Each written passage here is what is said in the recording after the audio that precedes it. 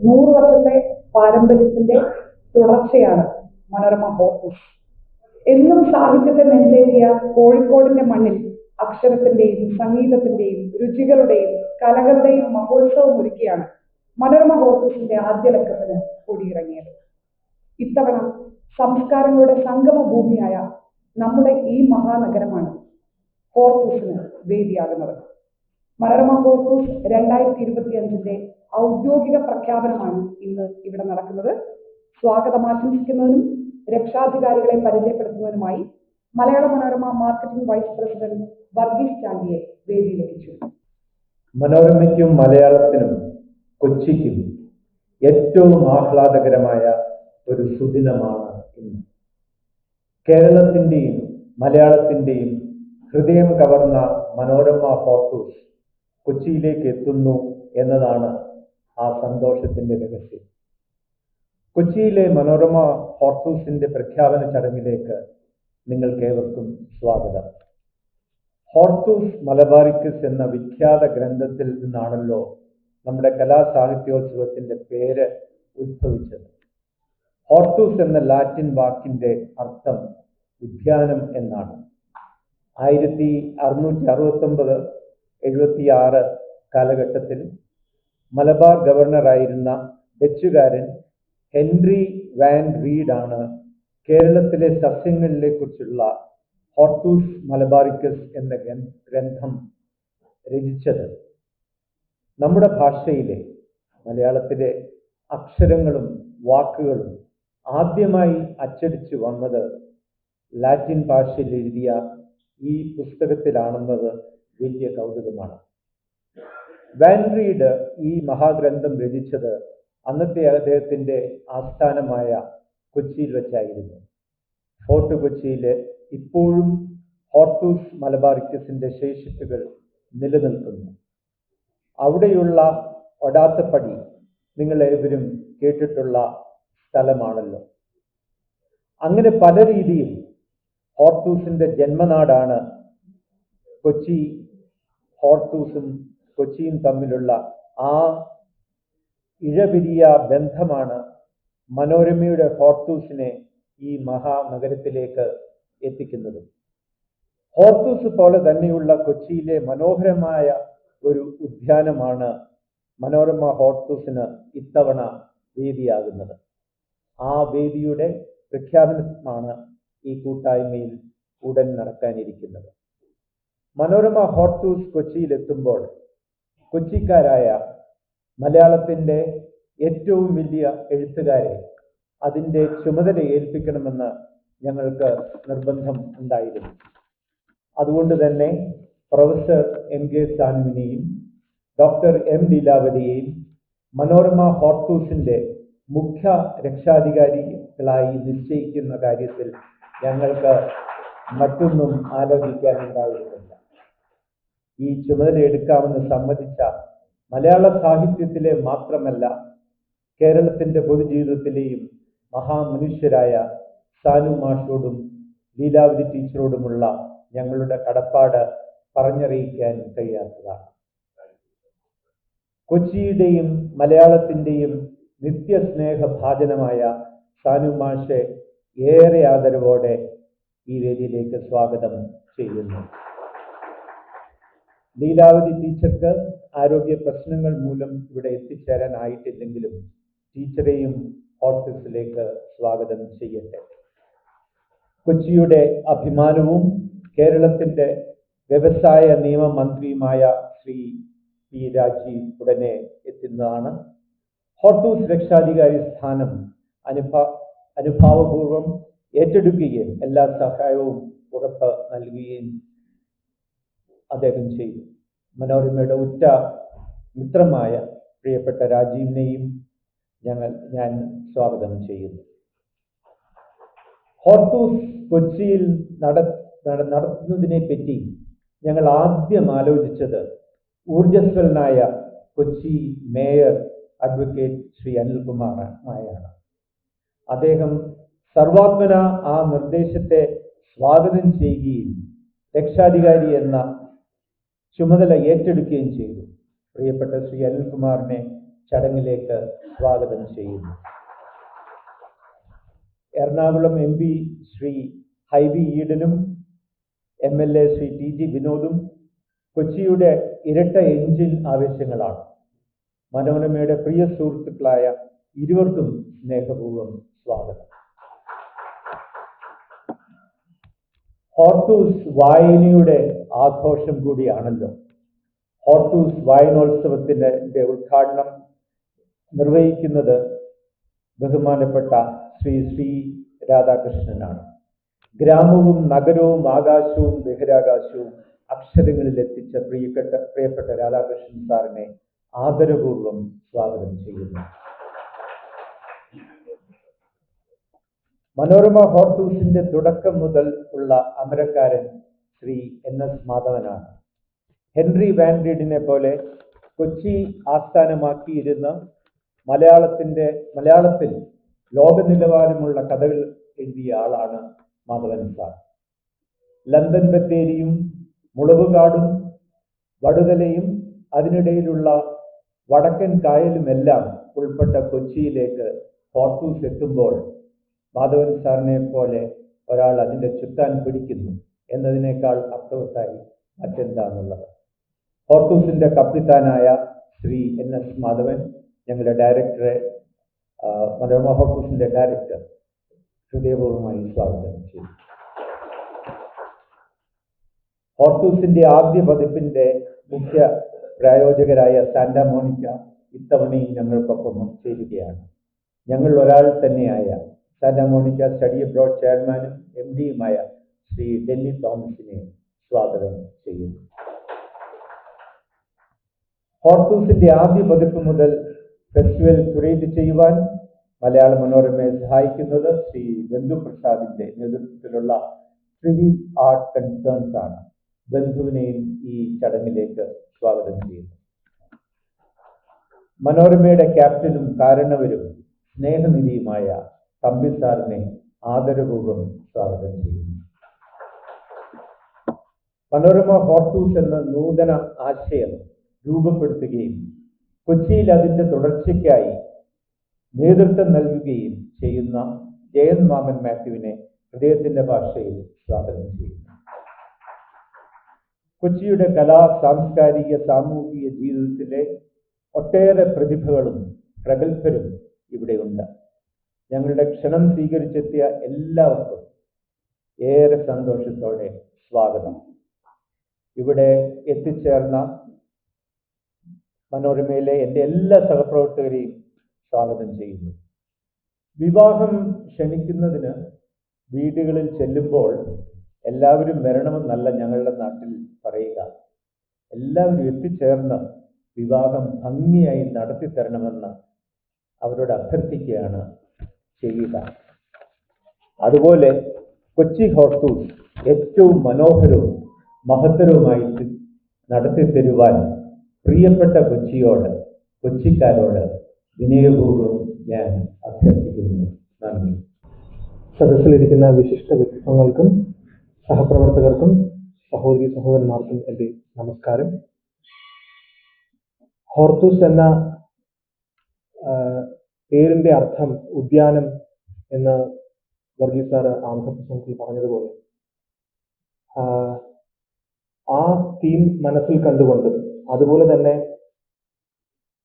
കോഴിക്കോട് നടന്ന എഴുത്തിലൂടെയും വായനയിലൂടെയും പാരസ്പര്യത്തിലൂടെയും മനുഷ്യ സൗഹൃദത്തിന്റെ ആഴം വർദ്ധിപ്പിക്കുവാനാണ് നമ്മൾ കോഴിക്കോട് ശ്രമിച്ചതെങ്കിൽ കൊച്ചിയിലെത്തുമ്പോൾ നമ്മൾ അല്ലെങ്കിൽ നാം, വി എന്ന ആശയത്തിന്റെ വാക്കിലുപരി ആശയത്തിന്റെ തന്നെ വിവിധ അർത്ഥതലങ്ങൾ ഭാവിയെ മുൻനിർത്തി അന്വേഷിക്കുന്ന ഒരു കൂടിച്ചേരലായിരിക്കും ഹോർത്തൂസ് 2025 കൊച്ചിയിൽ നടക്കുന്നത്.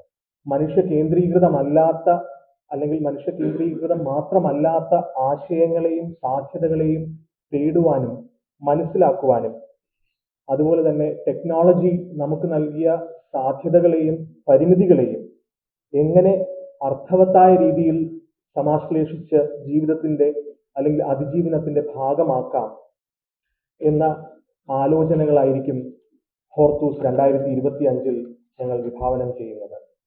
ഈ ആശയങ്ങളെക്കുറിച്ചെല്ലാം ലോകമെമ്പാടും ഉണ്ടാകുന്ന പുതിയ ധാരകളുടെ ഒരു ചെറിയ പരിച്ഛേദം ഹോർത്തൂസിൽ അവതരിപ്പിക്കാൻ ശ്രമിക്കുന്നു.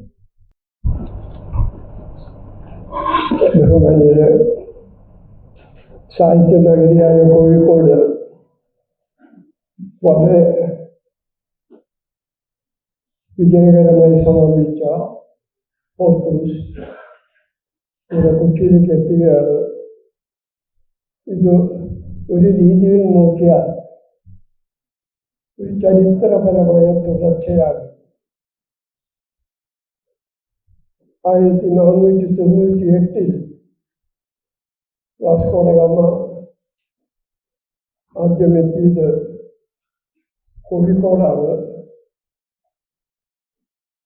പിന്നെ അടുത്ത വർഷമേ പോർച്ചുഗീസുകാർ അടുത്ത വർഷമേ പോർച്ചുഗീസുകാർ കൊച്ചിയിലെത്തിയുള്ളൂ. ഈ പോർച്ചുഗീസുകാർ ഇന്ത്യയിലേക്ക് എത്തിയത് ജനങ്ങളെ കീഴടക്കാനും അധീശത്വം സ്ഥാപിക്കാനുമാണെങ്കിൽ ഈ ഹോർത്തൂസ് ജനഹൃദയങ്ങളെ കീഴടക്കാനുള്ള ഒരാശയമായിട്ടാണ് മുന്നോട്ട് വരുന്നത്. ഒരു കൊച്ചിക്കാരൻ എന്ന നിലയിൽ എനിക്ക് വ്യക്തിപരമായിട്ട് വലിയ സന്തോഷമുള്ള കാര്യമാണ്. വളരെ ചരിത്ര പ്രാധാന്യമുള്ള സുഭാഷ് പാർക്ക് പലർക്കും അറിയില്ല. അതിന് 100 വർഷം പഴക്കമുണ്ട്.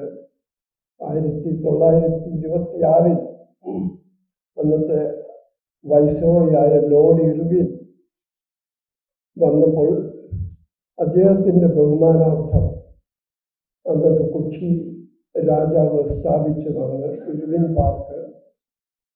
ആ ഇർവിൻ പാർക്കിൽ 1936 മറ്റൊരു വൈസ്രോയി ലോർഡ് ലില്ലിത്വോ വരികയും അദ്ദേഹത്തിനായി ഇന്ന് പാർക്കിൽ കാണുന്ന വലിയ പെവിലിയൻ നിർമ്മിക്കുകയും ചെയ്തു.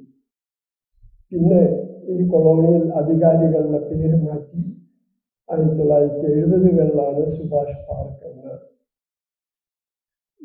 നാമധേയം ഈ പാർക്കിന് വരുന്നത്.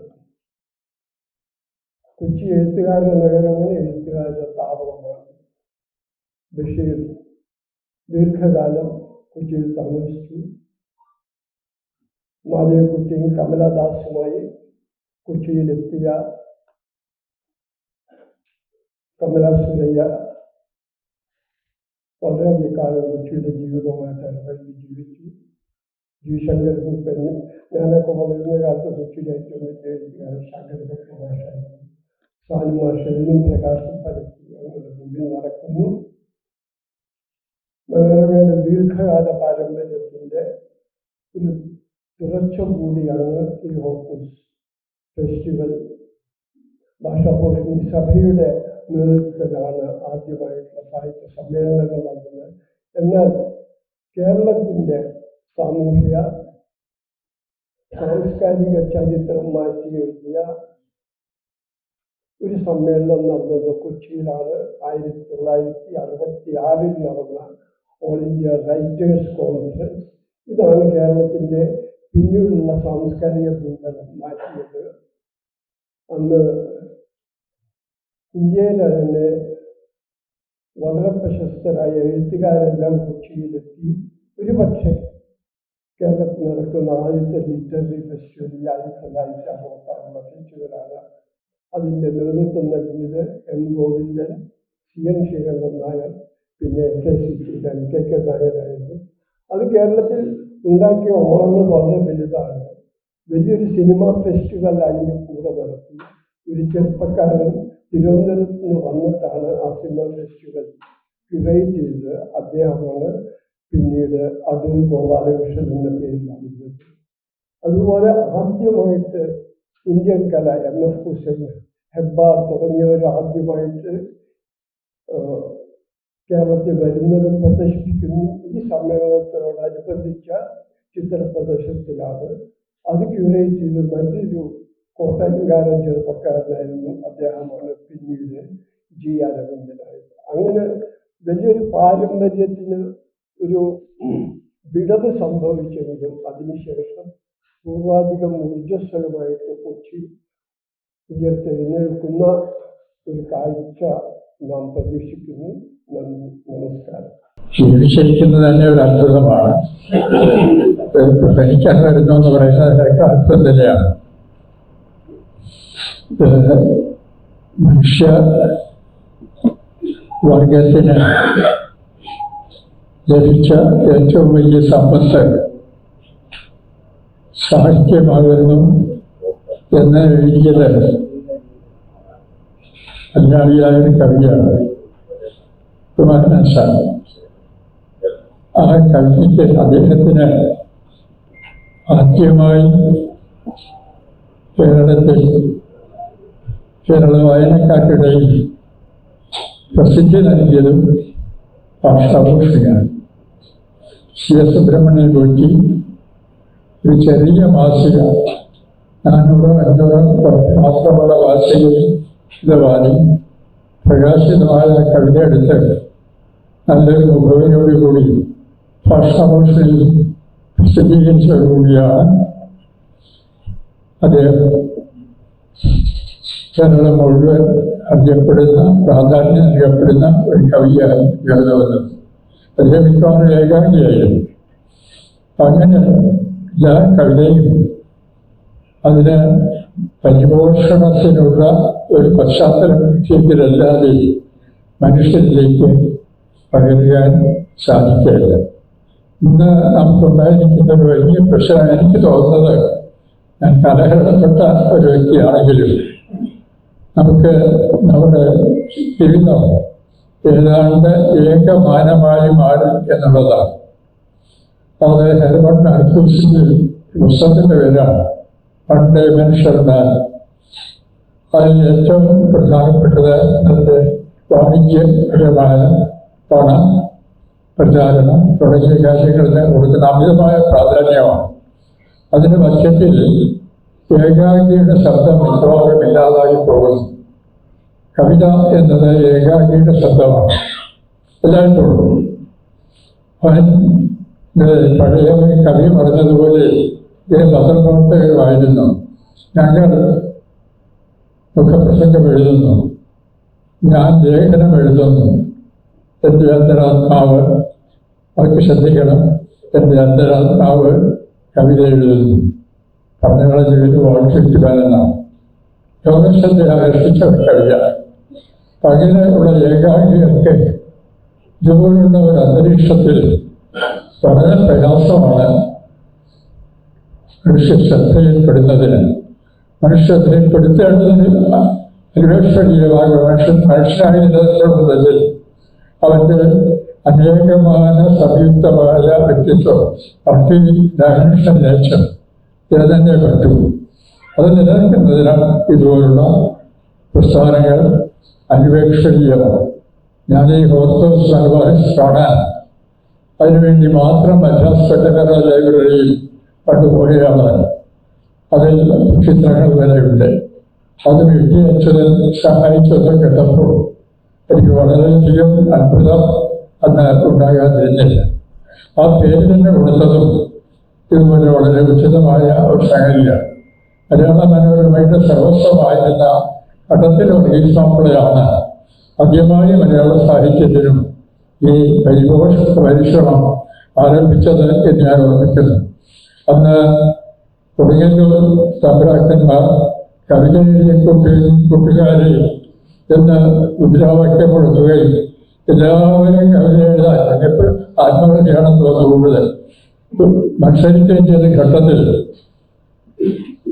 കവിതയും പദ്യവും തമ്മിലുള്ള വ്യത്യാസം എന്ന് ആരും അറിഞ്ഞിരുന്നില്ല.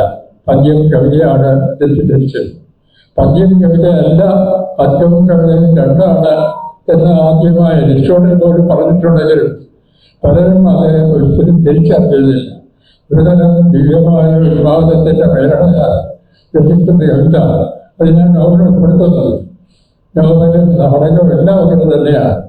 ആ കവിത നിലനിൽക്കണം എന്നുണ്ടെങ്കിൽ അതിനുചിതമായ ഒരു അന്തരീക്ഷം ഇമാതിരി പ്രസ്ഥാനങ്ങളിലൂടെ നാം ഉണ്ടാക്കിയെടുത്തേ തീരൂ. ആ ഒരു അന്തരീക്ഷമാണ് കേരള ഭാഷാ പരിപോഷണത്തിനും കേരള കവിതാ പ്രോത്സാഹനത്തിനും പ്രാധാന്യം നൽകി പോകുന്ന ലക്ഷ്യമായി സ്വീകരിച്ചിരുന്ന ഘട്ടത്തിൽ വർഗീസ് മാപ്പിള തന്റെ ജീവിതകാലത്ത് മുഴുവൻ പ്രവർത്തിച്ചുകൊണ്ടിരുന്നത് ഭാഷാഘോഷയുടെ ചരിത്രം കേരള ഭാഷയുടെ ചരിത്രമാക്കിയ സാഹിത്യത്തിന്റെ ചരിത്രം മാത്രമല്ല, അത് കേരള സാഹിത്യ വികാസത്തിന്റെ ചരിത്രവും കേരള സാഹിത്യ പ്രചോദനത്തിന്റെ ചരിത്രവും കൂടിയാണ്. അത് മാത്രം ഓർമ്മിച്ചുകൊണ്ട് ഈ ഹോർത്തൂസ് പ്രസ്ഥാനം അടിക്കടി വളർച്ച പ്രാപിക്കട്ടെ.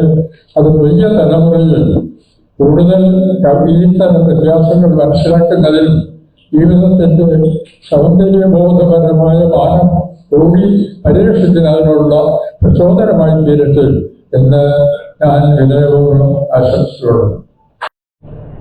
ദീർഘമായി ഇത്രയും സമ്പന്നമായ ഒരു സദസ്സിന് മുന്നിൽ പ്രസംഗിക്കാൻ പാടില്ല എന്ന വളരെ തെളിഞ്ഞ ഓർമ്മയോടുകൂടി തന്നെ ഒന്നോ രണ്ടോ കാര്യങ്ങൾ മാത്രം സൂചിപ്പിക്കാനാണ് ഞാൻ ഈ വേദി ഉപയോഗപ്പെടുത്തുന്നത്. ഒന്ന്, മനോരമ ഹോർത്തൂസിനെ കൊച്ചിയിലേക്ക് തന്നെ കൊണ്ടുവരാൻ തീരുമാനിച്ചപ്പോൾ ഇരു കൈയും നീട്ടി സ്വീകരിക്കാനുള്ളൊരു മഹാഭാഗ്യം കൊച്ചി നഗരസഭയ്ക്ക് ലഭിച്ചു എന്ന കാര്യമാണ് എനിക്ക് ആദ്യമായി സൂചിപ്പിക്കാനുള്ളത്.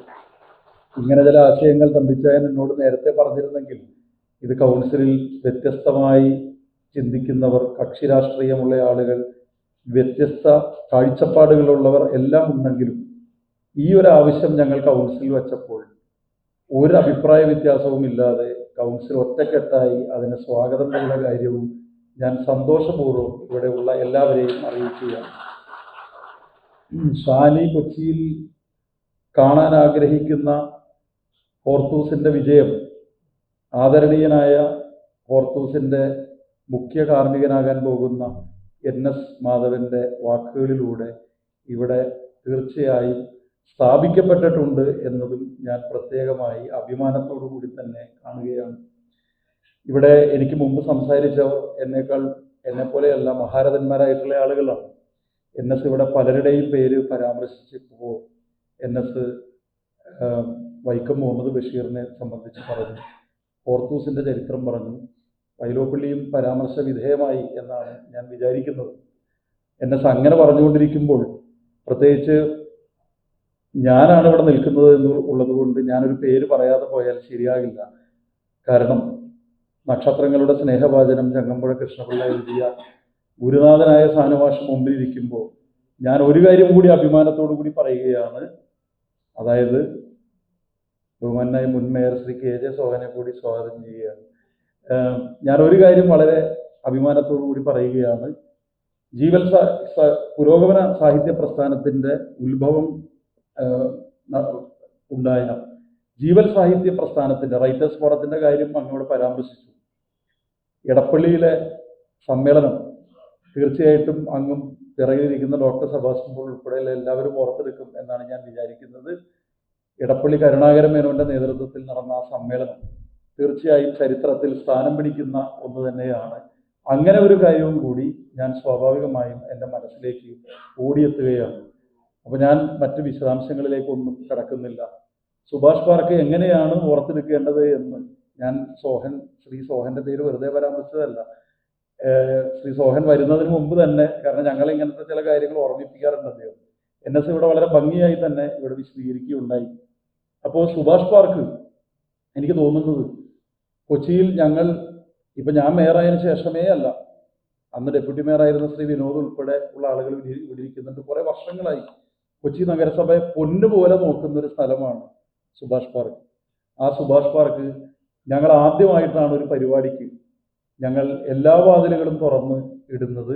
അത് നേരത്തെ സൂചിപ്പിച്ചതുപോലെ ഈ ഒരു പരിപാടിക്കാണ് എന്ന കാര്യവും കൂടി ഞാൻ വളരെ സന്തോഷത്തോടു കൂടി ഇവിടെ കൂടിയ എല്ലാവരെയും അറിയിക്കുകയാണ്. എന്നെ സംബന്ധിച്ചത് വ്യക്തിപരമായ ഒരു വലിയ ഒരു സ്വപ്നത്തിൻ്റെ പൂർത്തീകരണമാണ്. കാരണം നമ്മളിവിടെ ജിയുടെ സ്മാരകം നിർമ്മിച്ചു. ഡാൻസ് ഫെസ്റ്റിവൽ ശ്രീ വി കലാധരൻ്റെ ഇവിടെ ഉണ്ട്. ഞങ്ങളിപ്പോൾ 3ാമത്തെ ഡാൻസ് ഫെസ്റ്റിൻ്റെ ഒരു എഡിഷനിലേക്ക് പോവുകയാണ്.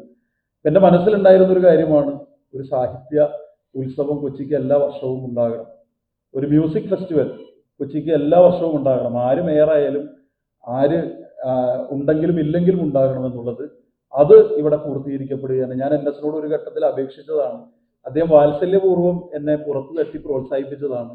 അത് സാധ്യമാകുകയാണ് എന്നതാണ് മനോരമയിലൂടെ സാധ്യമാകുന്നു എന്ന സന്തോഷം ഞാൻ അറിയിക്കുകയാണ്. ഒരു കാര്യം കൂടി ഞാൻ പറഞ്ഞ് അവസാനിപ്പിക്കുകയാണ്. കാരണം ഇങ്ങനൊരു സദസ്സ് ഇനി ഓർത്തോസിന് മുമ്പ് എനിക്ക് കിട്ടില്ല. നടക്കുമ്പോൾ ഞാൻ മേയറായിരിക്കണമെന്നൊന്നുമില്ല, ആയിരിക്കില്ല എന്നുള്ളതാണ് അതിൻ്റെ സത്യം. അപ്പോൾ ഒരു കാര്യം പറയാതിരിക്കുന്നത് ശരിയല്ല. ഞാൻ മനോരമയുടെ ഈ പരിപാടി സംഘടിപ്പിക്കാൻ വേണ്ടിയുള്ള ആദ്യത്തെ ചർച്ചയിൽ പറഞ്ഞൊരു കാര്യം ഞാൻ വീണ്ടും മനോരമയെ ഓർമ്മിപ്പിക്കുകയാണ്. കൊച്ചി നഗരസഭയ്ക്ക് ഈ പരിപാടിയുമായി ബന്ധപ്പെട്ട ഒരു അല്പം സ്ഥലം ഞങ്ങളുടെ തന്നെ സുഭാഷ് പാർക്കിൽ വേണം. അത് മറന്നുപോയോ എന്ന് എനിക്കൊരു ചെറിയ ആശങ്ക ഉള്ളത് കൊണ്ട് ഞാൻ പറയുകയാണ്. അത് മറ്റൊന്നിനുമല്ല, ഞാനത് വിശദമാക്കുന്നില്ല. ഇവിടെ സാനുമാഷ് ഇരിക്കുന്നുണ്ട്, എന്താ കാര്യം എന്നും ഞാൻ അതിൻ്റെ മനോരമയുമായ ആദ്യഘട്ടത്തിലെ ചർച്ച വന്ന സമയത്തും പറഞ്ഞതാണ്. അതുകൊണ്ട് അതുകൂടി നടന്നാലേ ഒരു മേയർ എന്നുള്ള നിലയിൽ എൻ്റെ സ്വപ്നം പൂർത്തിയാകുകയുള്ളൂ. തമ്പിച്ചായൻ അനുഗ്രഹിച്ചത് നടക്കും എന്നത് എനിക്ക് ഉറപ്പാണ്. എന്താണെന്ന് അങ്ങ് മനസ്സിലാക്കിയിട്ടില്ല, പക്ഷെ അങ്ങ് ചിരിച്ചപ്പോൾ അങ്ങ് അത് സമ്മതിച്ചു എന്ന് തന്നെ ഞാൻ ഇവിടെ വെച്ച് പ്രഖ്യാപിക്കുകയാണ്. അപ്പോൾ ഒരിക്കൽ കൂടി മനോരമയ്ക്ക് നന്ദി. ഇത് തീർച്ചയായും കോഴിക്കോടിനെ ഷാനി പേടിക്കണ്ട, കോഴിക്കോടിനെ കവച്ചു വെക്കാൻ ഞങ്ങളൊന്ന് നോക്കട്ടെ. കാരണം ഈ ഒരു പരിപാടിയുടെ പ്രത്യേകത ഇത് ഞാൻ നേരത്തെ പറഞ്ഞ പോലെ NSന്റെ കാർമ്മികത്വമുണ്ട്. ഗുരുനാഥന്മാരുടെ ഒരാളല്ല, സാനുമാഷ് ഉൾപ്പെടെ ഒരുപാട് ഗുരുനാഥന്മാർ ഇവിടെ ഇരിക്കുന്നുണ്ട്. അവരുടെ എല്ലാവരുടെയും, ശ്രീ KL മോഹനവർമ്മയുടെ എല്ലാവരുടെയും അനുഗ്രഹം ഉണ്ട്. മന്ത്രി P രാജീവിന്റെ നേതൃത്വമുണ്ട്. ലോകത്തൊരിടത്തും കാണാത്തതുപോലെ ഒരു മേയറും MP-യും MLA-യും ഒരുമിച്ച് ഹോർത്തൂസിനോടൊപ്പം ഉണ്ട്. ഈ നഗരം മുഴുവനും ഹോർത്തൂസിനോടൊപ്പം ഉണ്ട്. നമുക്ക് ധൈര്യമായി മുന്നേറാം. ഞങ്ങൾ എന്ത് ചെയ്യണം എന്ന് പറഞ്ഞാൽ മതി. കാരണം ഞാനും ഒരു ശരാശരി വായനക്കാരനാണ്. എന്നെ സംബന്ധിച്ചും തീർച്ചയായിട്ടും ഇതൊരു അവസരമായി തന്നെ ഞാൻ കാണുകയാണ് എന്ന് സൂചിപ്പിക്കുന്നു. ഇവിടെ പറഞ്ഞതുപോലെ തന്നെ ഞാൻ പുതിയൊരു സ്വാഗത പ്രസംഗം നടത്തുന്നില്ല. മനോരമ പറഞ്ഞ സ്വാഗത പ്രസംഗം ഞാൻ ആവർത്തിക്കുകയാണ്. നമ്മുടെ എല്ലാവരുടെയും അഭിമാനമായ നമ്മുടെ ജില്ലയുടെ ചുമതലക്കാരനായ ബഹുമാന്യനായ വ്യവസായ കയർ നിയമവകുപ്പ് മന്ത്രി ശ്രീ P രാജീവിനെ ഇവിടെ പങ്കെടുക്കുന്ന എല്ലാവർക്കും വേണ്ടി പരിപാടിയിലേക്ക് സ്വാഗതം ചെയ്യുന്നു. നന്ദി, നമസ്കാരം. കുറച്ച് നാൾ കൂടി എന്തിന് ജീവിച്ചിരിക്കണം എന്നുള്ളതിനുള്ള ഒരു സന്തോഷകരമായ കാര്യമാണ്. നമ്മൾ വയസ്സാകുമ്പോൾ പലപ്പോഴും ആലോചിക്കും, ഇനി എന്തിനാ ജീവിച്ചിരിക്കണം, വല്ല കാര്യമുണ്ടോ?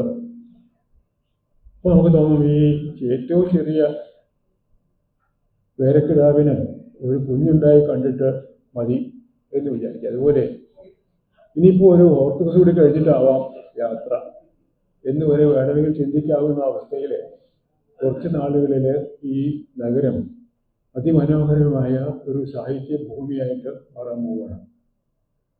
ഇതിൻ്റെ പ്രധാന കാര്യം വായനയാണ് നമുക്കറിയാം.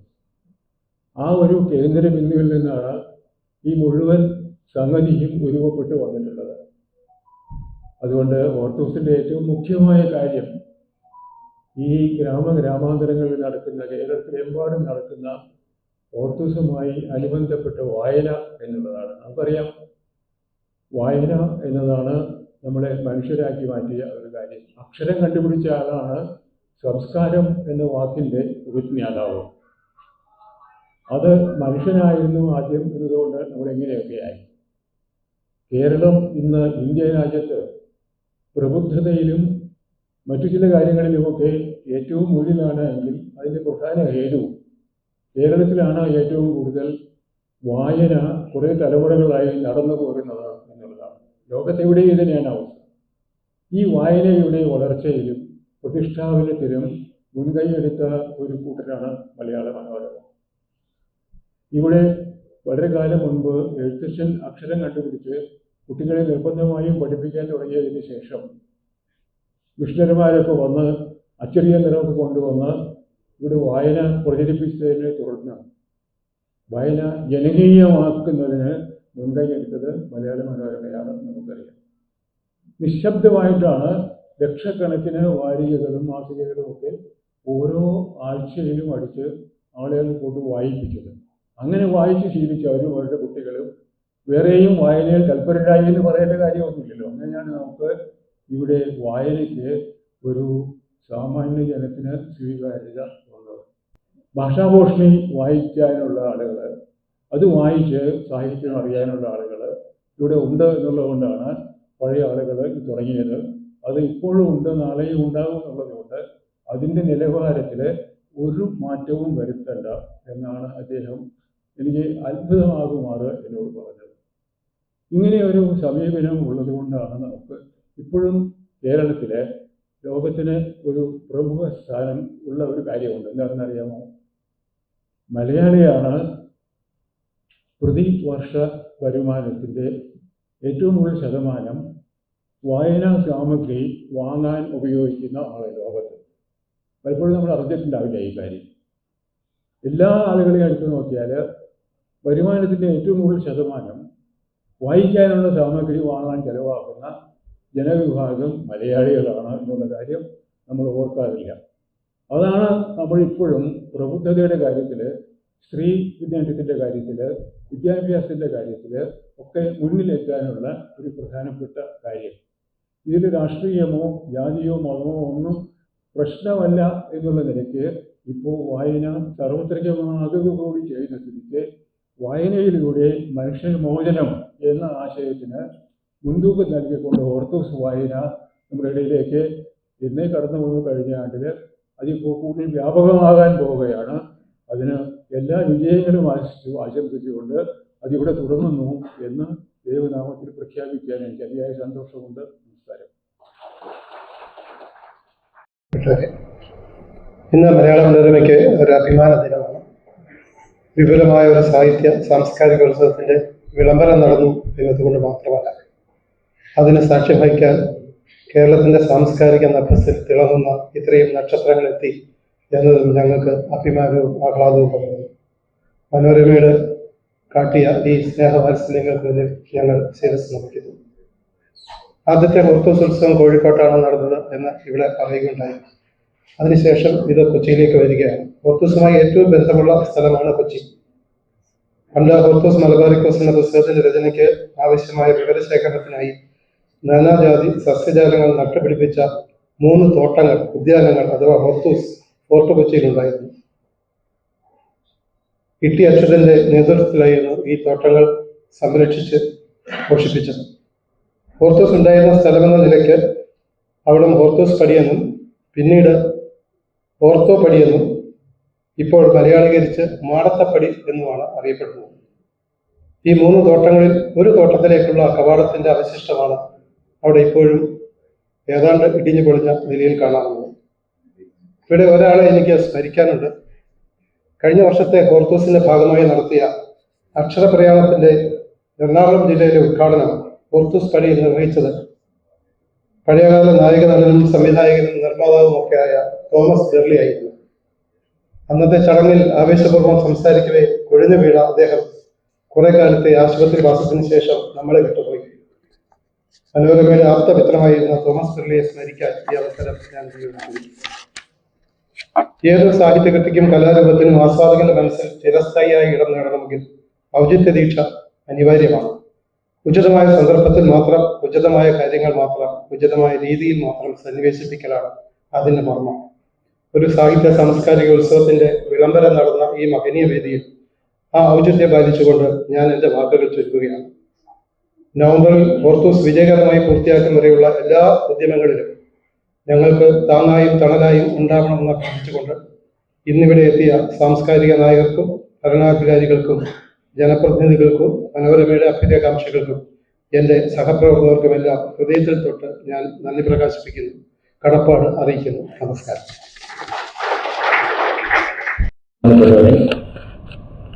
വലിയൊരു ഭാഷാ സാംസ്കാരിക സാഹിത്യ പാരമ്പര്യത്തിൻ്റെ ഇങ്ങേയറ്റത്ത് നിന്ന് ഇതുപോലൊരു ദൗത്യം നിർവഹിക്കാൻ അവസരം കിട്ടിയതിൽ എനിക്ക് അതിയായ സന്തോഷമുണ്ട്.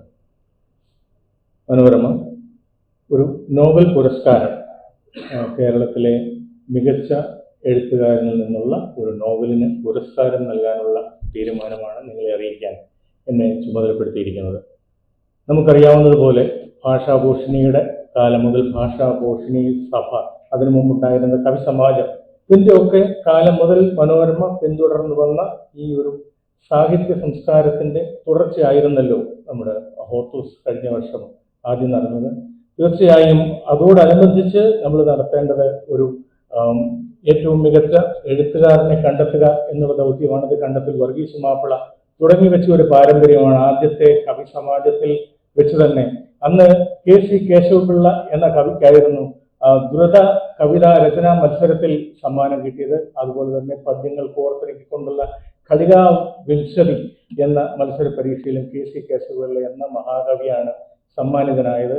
അപ്പോൾ ഇതിന്റെ രണ്ടാം സ്ഥാനത്തെത്തിയത് ആരാണ് എന്ന് കേട്ടാൽ നമുക്ക് തീർച്ചയായും മനസ്സിലാകും എന്തുകൊണ്ടാണ് KC കേശവപിള്ളയുടെ നേട്ടം വലുതായിരുന്നതെന്ന്. രണ്ടാമതെത്തിയത് കൊടുങ്ങല്ലൂർ കുഞ്ഞിക്കുട്ടൻ തമ്പുരാനായിരുന്നു ഈ രണ്ട് മത്സരത്തിലും. അന്ന് നടന്ന നാടക നിർമ്മാണ മത്സരം എന്നാണ് പറയുന്നത്. നാടക നിർമ്മാണ മത്സരത്തിൽ ആദ്യത്തെ കവി സമ്മാനത്തിൽ സമ്മാനിതനായത് സാക്ഷാൽ കൊടുങ്ങല്ലൂർ കുഞ്ഞിക്കുട്ടൻ തമ്പുരാൻ തന്നെയായിരുന്നു. അന്ന് 20 മദ്രാസ് രൂപയായിരുന്നു KC കേശവപിള്ളയ്ക്ക് സമ്മാനം ലഭിച്ചത്.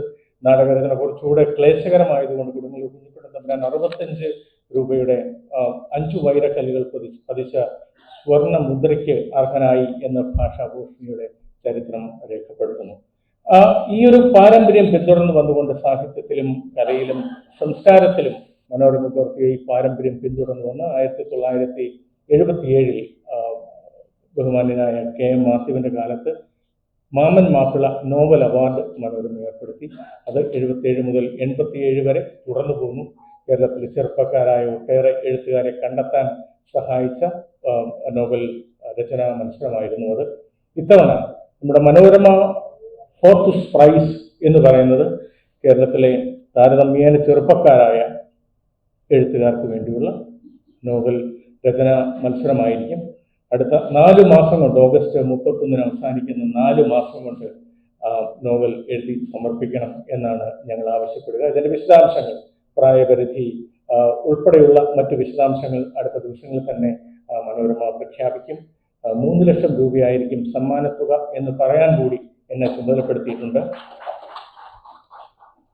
ഈ ഒരു വലിയ സംരംഭം ഇപ്പോൾ പറഞ്ഞതുപോലെ നഗരപിതാവിന്റെ വാക്കുകൾ നമ്മൾ കേട്ടതുകൊണ്ട് അദ്ദേഹത്തിന്റെ പിതൃതുല്യമായ ആ വാത്സല്യത്തിൽ നിന്നുകൊണ്ട് ശ്രീ P. രാജീവ് പറഞ്ഞ എല്ലാ പിന്തുണയും നമുക്ക് കിട്ടും എന്നുള്ള ഉറപ്പുള്ളത് കൊണ്ട് തീർച്ചയായും ഹോർത്തൂസിന്റെ 2ാമത്തെ എഡിഷൻ കൊച്ചിയിൽ വൻ വിജയമാകും എന്ന് ഞങ്ങൾക്ക് ഉറപ്പുണ്ട്.